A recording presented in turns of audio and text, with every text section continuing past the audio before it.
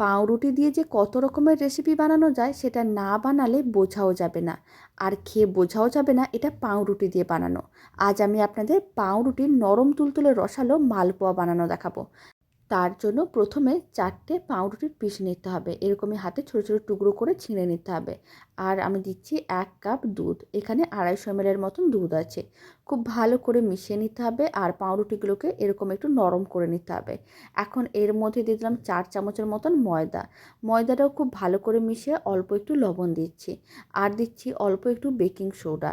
এবার এর মধ্যে আমি 4 চামচের মতন গুঁড়ো দুধ দিয়ে দিলাম, এতে মালপোয়াগুলো খেতে অনেক বেশি ভালো লাগবে।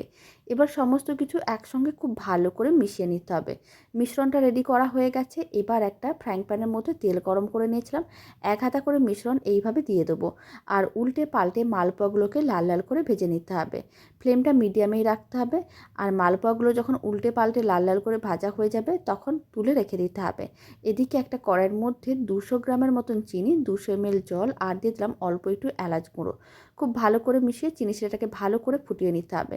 যখন চিনি শিরাটা চিটচিটে ভাব চলে আসবে মালপোয়াগুলোকে দিয়ে দিতে হবে আর উল্টে পাল্টে নিতে হবে, তাহলে এই মালপোয়াগুলো ভালো করে চিনি শিরাটা সোক করে নেবে।